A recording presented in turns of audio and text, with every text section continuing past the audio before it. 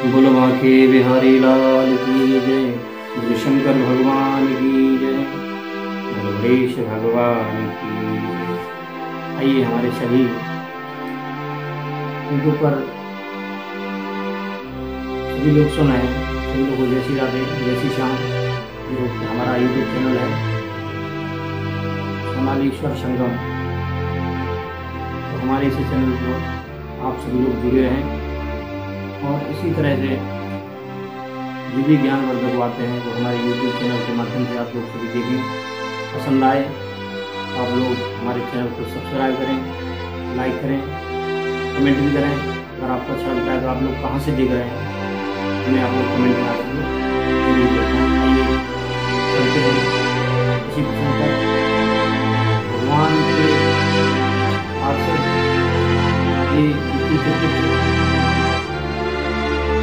से भगवान के पास हम लोग गौर करते हैं, नजर डालते हैं, सभी लोग बड़े भाव से चलते हैं। जैसी आगे ध्येयं सदा परिभवग्रभीष्टदोहं तीर्थास्पदं शिवविरञ्चनुतं शरण्यं प्रत्यार्तिहं प्रणतपालभवाब्धिपूतं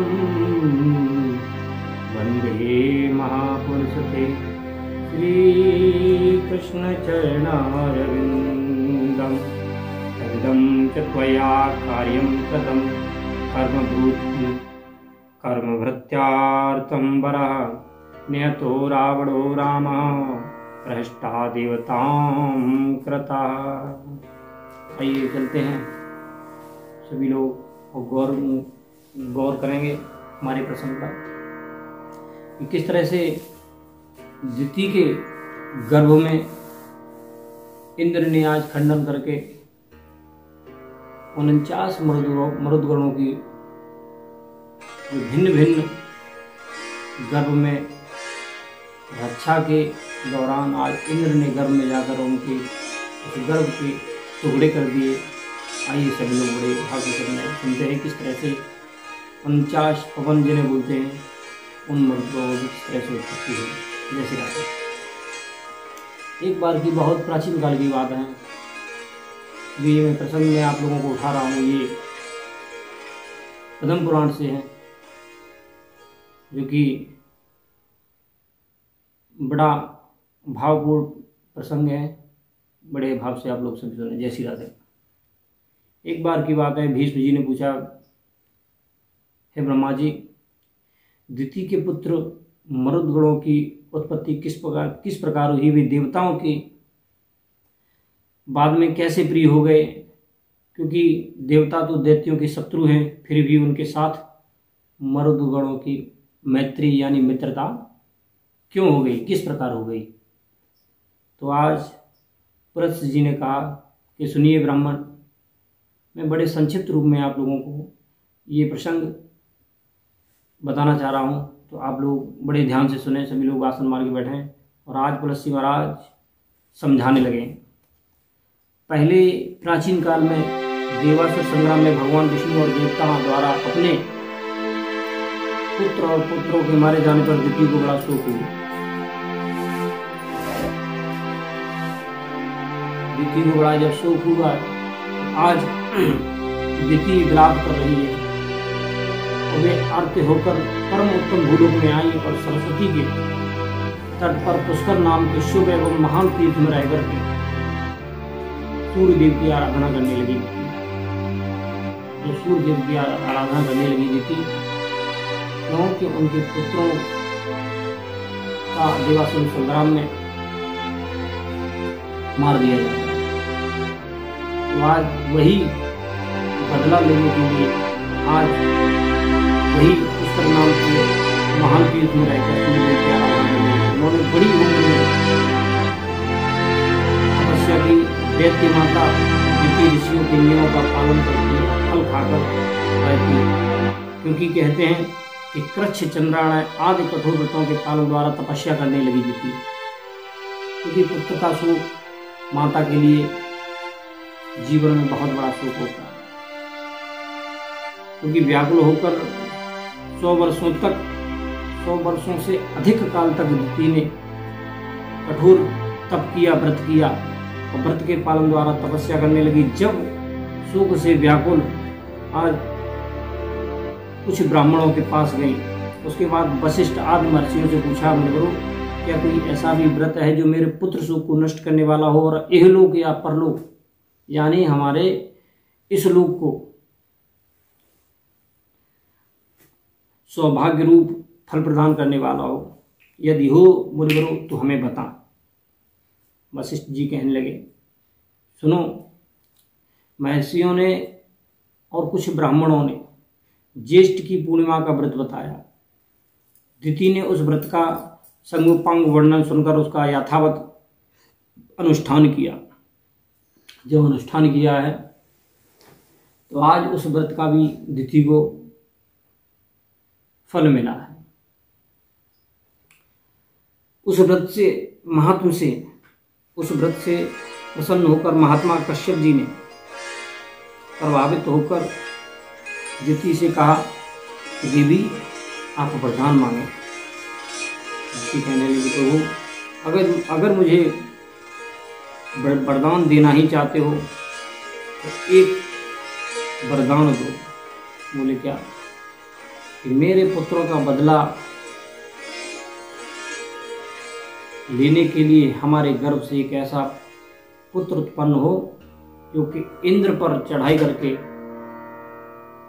और तीनों लोगों को अपने वश में कर ले। अगर आप वरदान देना चाहते हो तो प्रभु मुझे ऐसा वरदान दो।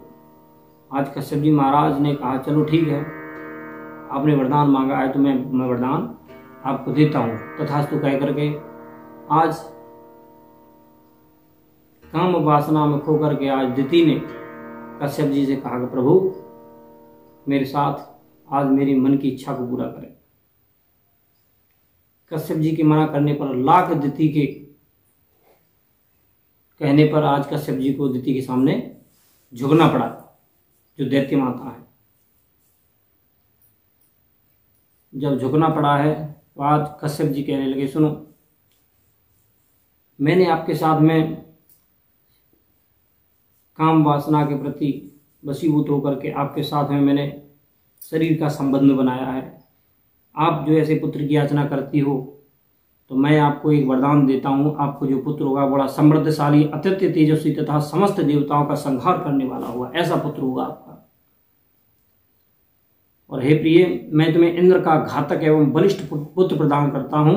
आइए तत्पश्चात कश्यप जी ने दिति के उदर में गर्भ स्थापित किया और देवी से कहा, सुनो, 100 वर्षों तक इस गर्भकाल में 100 वर्षों तक इस गर्भकाल में वन में रह करके इंतजार करना पड़ेगा और इसकी रक्षा भी करनी पड़ेगी, क्योंकि गर्भिणी को संध्या के समय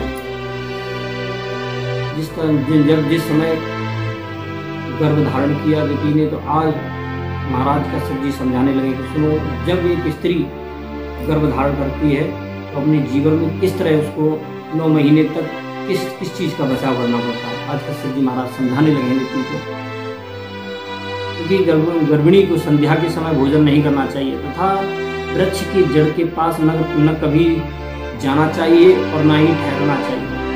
ये महाराज कश्यप जी आज समझा के चले जा रहे हैं। और न ही किसी जल में एक गर्भिणी स्त्री को घुस करके स्नान करना चाहिए और न ही सूर्य घर में प्रवेश करें, और न ही कभी आगे चल करके भूल से भी किसी सर्प की वामी पर जाकर के खड़ी हो, और न ही कभी मन में ऐसे द्वेष भावना लाए। सूने घर में बैठकर नख अथवा राख से भूमि पर रेखा भी ना खींचे। आज ऐसा कश्यप जी महाराज दिति को समझाते हैं। और सदा आलस में पड़ी होकर न ही अधिक परिश्रम करे और न ही भूसे कोयले की राख पर हड्डी और किसी खाड़ी पर यानी खोपड़ी पर खपड़े पर न बैठे, लोगों से ना ही कलह करे, क्योंकि अंततः व्यासना की जो भी बातें होती हैं, व्यसन की बातें होती हैं, वो ना करें। हमेशा जब भी जो भी काम करे तो कोई धार्मिक पुस्तक है या प्रभु के सुंदर सुंदर चित्रों का दर्शन करे, और ना ही किसी घर की दहलीज या छत पर रह करके जैसे भोजन खा के अगड़ाई देती है, तो उस तरह से अंगड़ाई भी नहीं लेना चाहिए। ऐसी कश्यप जी ने गर्भिणी जो माताएं होती हैं उनके लिए ये उपदेश दिया। आज और ना ही, और समझाते चले जाते हैं कि ना ही कभी भी गर्भ हमारे उदर में है तो कभी भी बाल खोल करके कभी उस स्त्री को रहना नहीं चाहिए, और ना ही अपवित्र स्थिति में उसे कभी भोजन करना चाहिए। जब भी शाम के समय अगर लेटे तो हाथ पैर धो करके तब अपने स्थान पर एक स्वच्छ और पवित्र स्थान पर लेटे। ऐसा कश्यप जी महाराज ने आज दिति को बताते चले जा रहे हैं। और ना ही कभी भी उत्तर की ओर यानी नीचे की सिर करके कभी भी न सोए। उत्तर की ओर खड़ी होकर के अथवा नीचे सिर करके कभी भी न सोए, और नग्न होकर उद्योग में पड़कर और बिना पैर धोए कभी शयन नहीं करना चाहिए। अमंगलमय वचन मुंह से न निकाले, क्योंकि अगर अमंगलमय वचन अपने मुंह से निकालती है तो पता नहीं उस उदर में जो भी बच्चा पड़ रहा है उसके लिए उस पर काफी प्रभाव पड़ता है। वैसा ही बच्चा उस उदर से जन्म लेगा तो उस पर प्रभाव पड़ता है। और कभी भी अमंगल वचन से अपने कभी मुख से ना हंसी मजाक करे। मजाक भी करना है तो अपने दायरे में रह करके और हंसी मजाक भी करे, जिससे भी मन प्रसन्न रहे। और अपने अतिथियों के साथ सुंदर सा विचार आना चाहिए, सभी के साथ अच्छा बर्ताव करना चाहिए। ऐसा कश्यप जी महाराज बताते चले जा रहे हैं। और जब भी स्नान करें तो सर्व औषधि द्वारा, सर्व जो जल होता है ना उसको औषधियों से युक्त हो उस जल से वो स्त्री स्नान करे। ऐसा कश्यप जी महाराज बताते चले जा रहे हैं। गुरुजनों की हमेशा सेवा करे, वाणी से सबका सत्कार करते रहे, स्वामी के लिए प्रिय हित यानी अपने पति के लिए प्रिय हित और सुंदर मुख से सुंदर सी वाणी बोले। ऐसा महाराज कश्यप जी महाराज उस संत वाणी द्वारा समझाते चले जा रहे हैं। और किसी भी अवस्था में अपने पति की निंदा ना करें। यह कहकर कश्यप जी महाराज प्राणियों को देखते देखते आज वहाँ से अंतर्ध्यान हो गए। अपनी भार्या को समझाने के बाद में आज कश्यप जी महाराज वहाँ से अंतर्ध्यान हो गए। एक बार बोले बोल माँ के बिहारी लाल की जय। जब अपनी पत्नी को अपना सारा जो भी प्रसंग था वो भी बताया, और बताने के बाद में जब वहाँ से अंतर्ध्यान हो गए तो वही 100 वर्षों तक आज दिति ने आज 100 वर्षों तक उस व्रत का पालन किया। और व्रत का पालन करने के बाद में आज 100 वर्षों में 3 दिन जब रह गए थे तो आज दिति को बड़ी अपने मन में प्रसन्नता हुई कि हमने इस व्रत का बड़े कठोर के साथ में पालन किया है। तदनंतर पति की बातें सुनकर के आज विधिवत तक वही पालन करती है दिति। इसके बाद इतना सब 3 दिन रह गए तो इंद्र को बड़ा भय हुआ। जब इंद्र को बड़ा भय हुआ, इंद्र ने कहा कि अगर इसके गर्भ में जो भी बालक पड़ रहा है तो इस व्रत के कारण, क्योंकि ज्येष्ठ की पूर्णिमा का जो व्रत दिया था उससे बड़ा इंद्र को बड़ा भय था। अगर ये बालक उत्पन्न हो गया तो हमारे इंद्रासन का इस लोक का अधिकारी बन जाएगा। अब तो इंद्र देवलोक को छोड़कर के दिति के पास आए और उनकी सेवा की इच्छा से दिति के पास में रहने लगे। जब दिति के पास में इंद्र रहने लगे तो इंद्र तो बड़ा छल की भावना से दिति के पास में आया। अब इंद्र शरीर में जितने भी यहाँ से सर से लेकर पैर तक जितने भी छिद्र होते हैं, इंद्र उस गर्भ में जाने की जगह ढूंढ रहा था कि कब हमें कैसा समय मिले तब हम इस दिति जो माता है, दैत्य माता है, तो उनके गर्भ में हम पहुँचें और जो भी गर्भ पड़ रहा है तो उसको छीण कर दें। तो 3 दिन जब बाकी रह गए थे तो आज दिति उस दिन शाम के समय ना ही तो उन्होंने पैर धोए और बाल खोल करके जैसे चारपाई पर जैसे ही अपने बिस्तर पर लेटी तो आज सर नीचे हो गया और मुख खुला रह गया। इंद्र को जैसे ये मौका मिला तो इंद्र मुख के द्वारा उस गर्भ में जाकर के प्रवेश हो गया। बुलवा के बिहारी लाल की जय। जब प्रवेश हो गया तो आज जैसे ही प्रवेश हुआ तो इंद्र ने अपने वज्र के द्वारा उस गर्भ में पल रहे बच्चे को जैसे ही उस वज्र के द्वारा उस गर्भ पर प्रहार किया है तो उसके 7 टुकड़े हो गए। जब 7 टुकड़े हो गए तो क्या हुआ है कि वो 7 टुकड़े रोने लगे। जब रोने लगे तो इंद्र को जब चिंता हुई कि जब ये रो रहे तो शोर शराबा होगा, इधर उधर लोगों को जानकारी हो जाएगी, तो इंद्र ने कहा मारुधध्वम मारुधध्वम मारुधध्वम, यानी मत रो। जब वो 7 टुकड़े जो गर्भ में हो गए थे वो न चुप हुए तो इंद्र ने फिर एक एक टुकड़े के 7 टुकड़े फिर कर दिए। जो पहले वज्र में जो 7 टुकड़े हुए थे एक गर्भ के, और जब मारुधध्वम यानी मत रो मत रो मत रो, इंद्र के कहने पर वो गर्भ के टुकड़े जो थे वो नहीं माने, तो आज इंद्र ने आदेश में आके वो 7 टुकड़े थे उन एक एक करके उनके भी 7 टुकड़े कर दिए। राधे राधे, 7 टुकड़े हो गए। तब इंद्र को पछतावा हुआ, ये तो स्वयं ब्रह्मा जी का वरदान था, जिन्होंने ज्येष्ठ की पूर्णिमा का संगोपांग द्वारा व्रत किया है, तो ये गर्भ कभी नष्ट नहीं हो सकता। आज इंद्र को बड़ा पछतावा हुआ है और गर्भ से बाहर आकर के आज मैया दिति से क्षमा याचना मांगी है, मैया मुझे क्षमा करें, मुझे क्षमा करें, मुझसे बहुत बड़ी भूल हुई। तो आज वही जो एक गर्भ के 7 टुकड़े हुए थे, 7 टुकड़ों के फिर एक एक करके एक टुकड़े के 7 टुकड़े किए हैं। बाद में जाकर के जब 49 ये टुकड़े हो गए हैं, आज जब इंद्र ने कहा कि चुप हो जाओ, रो मत, तो मारुदहा करके चुप कराया, इसलिए मारुद नाम से प्रसिद्ध होकर कल्याण के भागी बने। ऐसा विचार करके इंद्र ने दिति से कहा, माँ मेरा अपराध क्षमा करो, मैंने अर्थशास्त्र का सहारा लेकर यह दुष्कर्म किया है। इस प्रकार बारंबार कहकर उन्होंने दिति को प्रसन्न किया और मर्दगणों को देवताओं के समान बना दिया। तत्पश्चात देवताओं ने पुत्रों सहित दिति को विमान में बिठाया और उनको साथ लेकर वे स्वर्ग की ओर चले गए। मरुदगण जो यज्ञ के भाग के अधिकारी हुए, उन्होंने असुरों से मेल नहीं किया, इसलिए वे देवताओं के प्रिय हुए।